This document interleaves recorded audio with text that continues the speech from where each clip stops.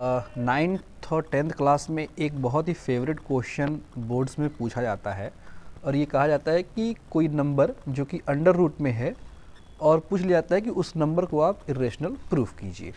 तो ये प्रूफ कैसे किया जाता है आइए मैं आज आपको डिटेल में क्लियर कर देता हूँ।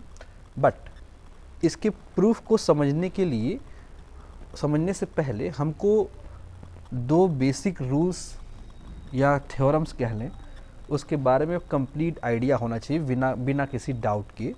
तो सबसे पहला रूल है वो क्या कहता है कि यदि कोई नंबर a एक प्राइम नंबर हो, ठीक है, अगर सपोज कीजिए कि कोई एक नंबर है a और वो नंबर एक प्राइम नंबर है, इसका मतलब ये होता है कि a is only divided by 1 and a। कहने का मतलब अगर a एक प्राइम नंबर है इसका मतलब a जो है वो केवल 1 और a से डिवाइड होगा। इसको हम दूसरे शब्दों में हम ये कह सकते हैं कि अगर a एक प्राइम नंबर है इसका मतलब क्या हुआ कि a has only 2 factor. I hope कि आपको इतनी बात समझ में आई होगी।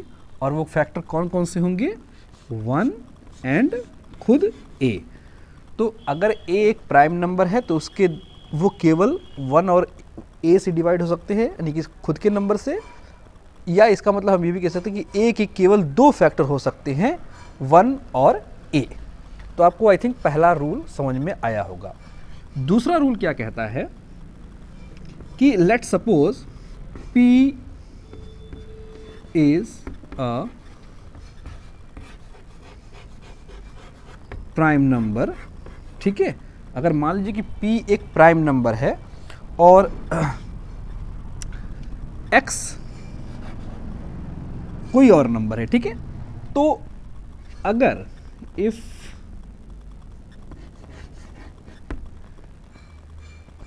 x स्क्वायर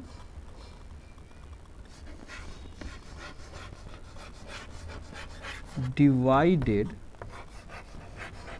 बाय p, ये क्या मतलब होगा?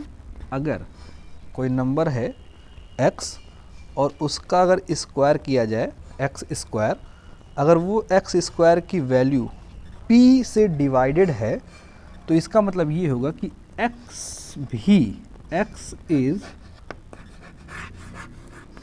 Also divided by p। इसको मैं आपको एक एग्जांपल समझा सकता हूँ। तो यहाँ से अगर मैं एक एग्जांपल ले लूँ, लेट सपोज छोटा सा यहाँ मैं एग्जांपल ले लेता हूँ। सो लेट सपोज कि x की वैल्यू है लेट सपोज 6 और p जो कि एक प्राइम नंबर है, तो प्राइम नंबर मैं ले लेता हूँ लेट सपोज 2, ठीक है। तो अगर देखिए अब यहाँ से मैं यदि x का स्क्वायर करूँ तो x का स्क्वायर कितना हो जाएगा मेरा? 36, ठीक है। अब यदि मैं x के स्क्वायर को डिवाइड करूँ p से, दैट इज x स्क्वायर की वैल्यू कितनी है? 36। तो हो जाएगा 36 अपॉन p क्या है आपका? 2 है और 2 एक प्राइम नंबर भी है, तो मैं यहाँ से डिवाइड करता हूँ 2 से, तो कितना आ जाएगा मेरा? देखिए 2 1 ज़ा 2, 2 8 ज़ा 36, ठीक है।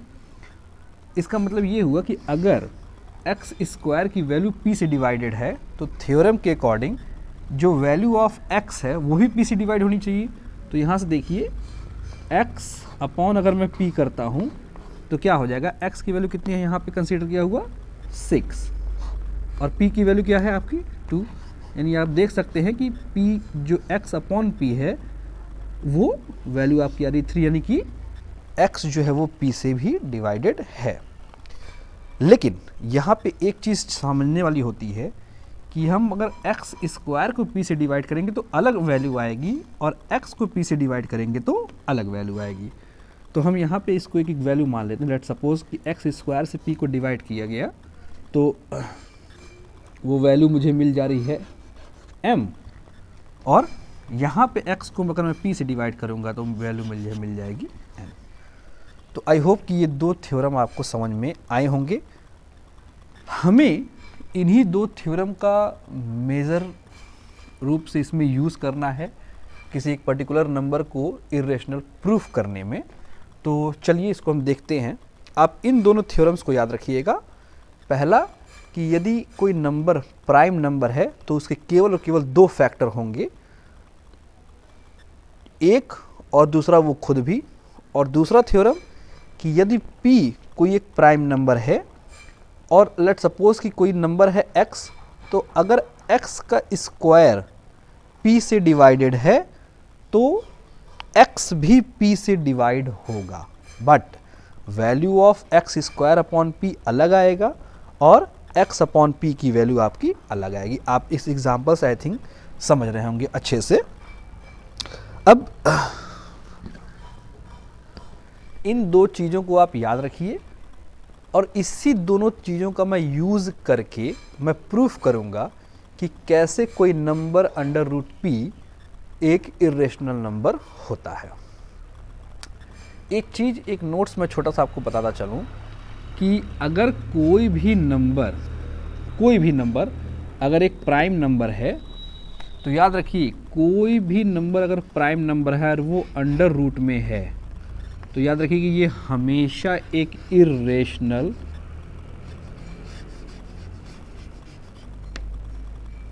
नंबर होगा। इसमें कभी डाउट मत रखिएगा। अगर a एक प्राइम नंबर है और वो एक अंडर रूट के अंदर है, तो याद रखिएगा कि अंडर रूट a की वैल्यू हमेशा एक इरेशनल नंबर को ही रिप्रेजेंट करेगी। तो चलिए अब इसके इन दो थ्योरम्स के बिहाफ पे हम ये प्रूफ करते हैं कि कोई नंबर जो अंडर रूट p है वो इरेशनल कैसे है। यहाँ पे मुझे प्रूफ करना है कि अंडर रूट p एक इरेशनल नंबर है। हम जो ट्रेडिशनल मेथड है प्रूफ करने का उसी के हिसाब से चलेंगे, लेकिन मैं आपको क्लियर करता चलूँगा कि हमको करना क्या है। तो ट्रेडिशनल मेथड ये कहता है कि सबसे पहले हम ये कंसीडर कर लेंगे कि अंडर रूट p जो है एक रेशनल नंबर है।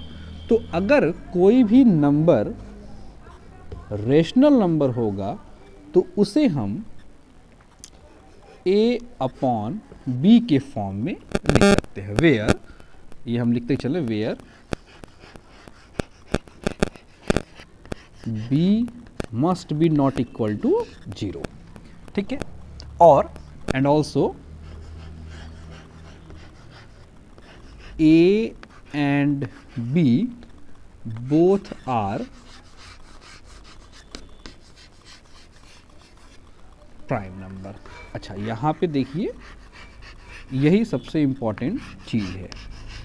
क्योंकि मैंने यहाँ कंसीडर किया हुआ है कि a और b दोनों के दोनों प्राइम नंबर हैं। इसका मतलब क्या होगा, ये क्या बताएगा कि a के केवल a हैज़ ओनली 2 फैक्टर। कौन कौन से? 1 और वो खुद a। और इसी तरह से b भी एक प्राइम नंबर है। इसका मतलब b हैज़ ओनली 2 फैक्टर। कौन कौन से? 1 एंड b। अब देखिए यहाँ पे चूंकि मैंने कंसीडर किया कि p is a rational number which is equal to a upon b, और a और b जो है दोनों के दोनों प्राइम नंबर है। और प्राइम नंबर ये कहता है कि a की केवल 2 फैक्टर होने चाहिए, मतलब a केवल दो नंबर से डिवाइड होना चाहिए। एक तो वो खुद a और दूसरा 1। b भी प्राइम नंबर है तो वो भी केवल किससे डिवाइड होना चाहिए? 1 और b से। हम इसमें प्रूफ क्या करेंगे दोस्तों? हम करेंगे क्या कि हम ये प्रूफ करेंगे कि a जो कि केवल 1 और a से कट सकता है, हम इसमें प्रूफ यही करेंगे कि a जो है वो एक तीसरे नंबर से भी कट रहा है। ठीक है, इससे ये प्रूफ हो जाएगा कि a यदि 1 और a के अलावा किसी तीसरे नंबर से कट रहा है, इसका मतलब a एक प्राइम नंबर नहीं है। इसी तरह से हम दूसरी बार b को भी प्रूफ करेंगे कि b जो है, चूंकि एक प्राइम नंबर है तो उसको 1 और b से केवल कटना चाहिए, लेकिन हम ये प्रूफ करेंगे कि b जो है 1 और b के अलावा एक तीसरे नंबर से भी कट रहा है, जिससे ये प्रूफ हो जाएगा कि b एक प्राइम नंबर नहीं है। तो फाइनली हम ये प्रूफ कर देंगे कि a और b दोनों के दोनों हमारे प्राइम नंबर नहीं हैं, लेकिन हमारा एजम्पशन है कि a and b prime number है, और इस तरह से हमारा एक कंट्राडिक्शन बन जाएगा और ये प्रूफ हो जाएगा कि जो हमने स्टार्टिंग में एज्यूम किया था वो बात बिल्कुल गलत है। तो चलिए इसको हम ट्राई करते हैं। सो अगर मैं इसको सॉल्व करने की कोशिश करूं तो यहाँ से मुझे मिलेगा a is equal to b times of under root p। ठीक है, और अगर इसका स्क्वायर कर दिया जाए, स्क्वायरिंग बोथ साइड,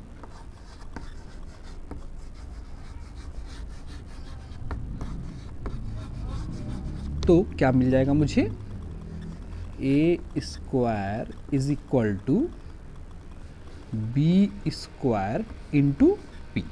ठीक है, एंड अगर मैं यहाँ से सॉल्व करने की कोशिश करूँ तो b square is equal to क्या मिलेगा मुझे दोस्तों, a स्क्वायर अपॉन p।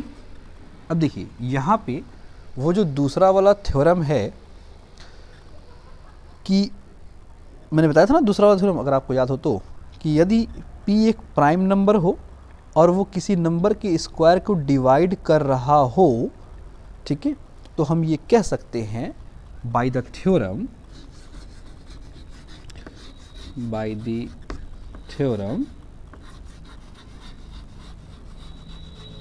हम ये कह सकते हैं कि यदि a स्क्वायर जो है वो p से डिवाइडेड है, इसका मतलब होगा कि a भी p से डिवाइड होगा।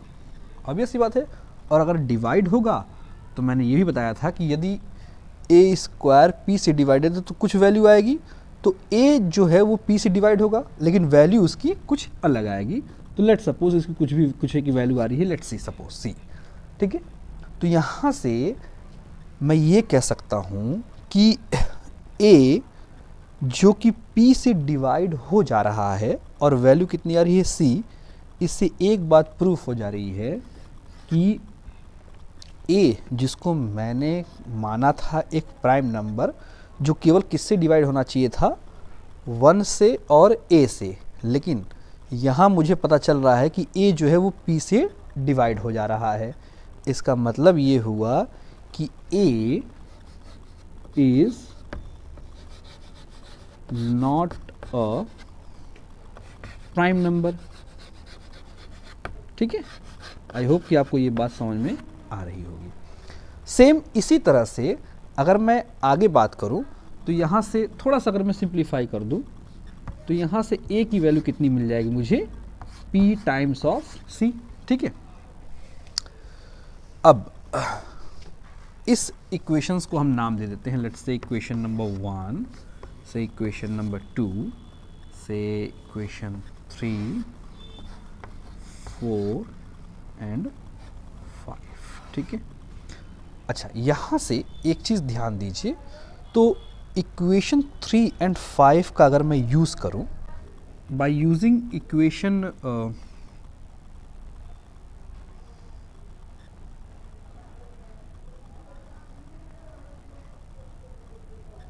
now by using equation 3 and 5, okay 3 and 5, तो हम ये कह सकते हैं कि देखो 3 है, a square is equal to B square into P, और a की जगह मैं रख सकता हूँ p into C. Okay, so I hope कि आपको ये बात समझ में आ रही होगी। तो अगर मैं इसको प्लेस करूँ तो ये क्या मुझे मिल जाएगा,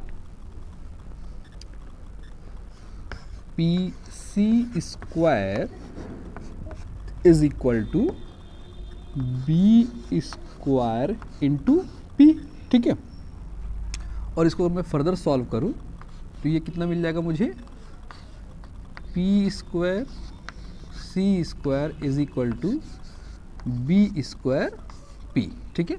और इसको अगर आप सॉल्व कीजिए तो ये p और ये p कैंसिल आउट हो जाएगा और आपको क्या मिलेगा, P C square is equal to B square, ठीक है। नाउ अगेन आप देखिए इस इक्वेशन को, यहाँ से मैं ये कह सकता हूँ कि C square is equal to B square upon P, ठीक है। अब यहाँ से मुझे क्या मिला, देखिए अगर यहाँ से थोड़ा सा आप समझने की कोशिश कीजिए तो ये फिर कह रहा है कि b जो कि एक नंबर है और p जो कि एक प्राइम नंबर है, तो b जो है b का स्क्वायर अगर p से डिवाइडेड है तो इसका मतलब ये होगा कि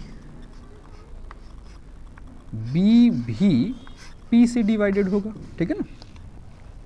लेकिन फिर से बात वही आ गई कि हमने शुरुआत में ये एज्यूम किया था कि b एक प्राइम नंबर है, और अगर कोई नंबर प्राइम नंबर है तो वो केवल किससे डिवाइड होना चाहिए था, वो केवल, मान लीजिए कि डिवाइड करने के बाद, क्योंकि देखिए बी स्क्वायर को मैंने पी से डिवाइड किया तो सी स्क्वायर आया है, तो मैंने बताया था कि जब इस और यहाँ पे मैं डिवाइड करूँगा तो क्या हो जाएगा आपका, लेट सपोज समथिंग ई, क्योंकि वैल्यू अलग अलग आएगी, ये तो क्लियर हो रहा है आपको। तो देखो मैंने वही बताया फिर से कि जैसे कि b p से डिवाइडेड है और वैल्यू आ रही है e, लेकिन हम एज्यूम क्या करके चले थे कि b जो है वो भी एक प्राइम नंबर है, और प्राइम नंबर की एक ही खास बात होती है कि वो केवल डिवाइड हो सकता है खुद के नंबर से और 1 से। लेकिन यहाँ पे देखो एक कंडीशन आ रही है जिसमें वो p से भी डिवाइड हो जा रहा है, इसका मतलब b के 3 फैक्टर मिल गए ना, एक तो 1, एक वो खुद b और तीसरा p। इसका मतलब यहाँ से ये प्रूफ हो रहा है कि b is not a prime number. I hope कि आपको ये दोनों बातें समझ में आई होंगी।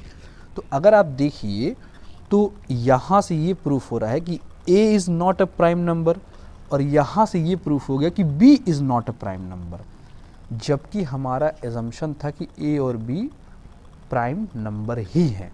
तो या तो ये जो हमने स्टार्टिंग में अज्यूम किया था कि अंडर रूट p एक रेशनल नंबर है, या तो वो गलत है, या तो फिर a और b जो कि प्राइम नंबर हम अज्यूम करके चल रहे हैं वो गलत है।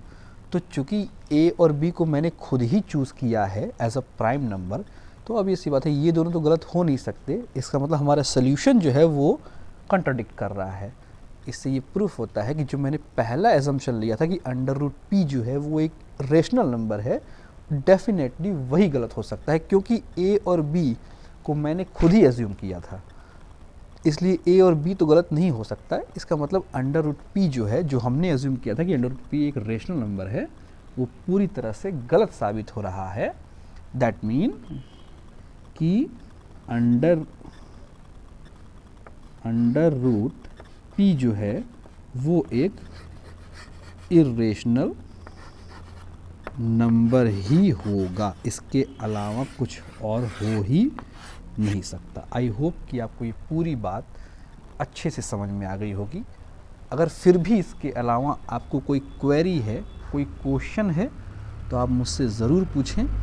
इसके बेसिस पे p की जगह मोस्ट ऑफ द टाइम आपको यहाँ पे कभी अंडर रूट 2 दे दिया जाएगा और कहा जाएगा कि अंडर रूट 2 को प्रूफ कीजिए कि वो इरेशनल नंबर है, कभी अंडर रूट 5 दे दिया जाएगा, कभी अंडर रूट 3 दे दिया जाएगा, और ऐसे बहुत से क्वेश्चन हैं जो आपको दे दिए जाते हैं। तो ये सारे क्वेश्चन इसी थ्योरी के बिहाफ पे लगेंगे। इसके अलावा एक दो तरह से इस टाइप के क्वेश्चन की फ्रेमिंग और की जाती है, तो वो मैं आपको नेक्स्ट पार्ट में बताऊंगा। सो आई होप कि आपको ये पूरा का पूरा थ्योरी समझ में अच्छे से आया होगा, कहीं कोई कंडीशन या कहीं कोई कन्फ्यूज़न नहीं होगा। कहीं कोई कंडीशन अगर आपको नहीं समझ में आ रही है तो मुझे ज़रूर बताइए, मैं उस डाउट को क्लियर करने की पूरी कोशिश करूँगा।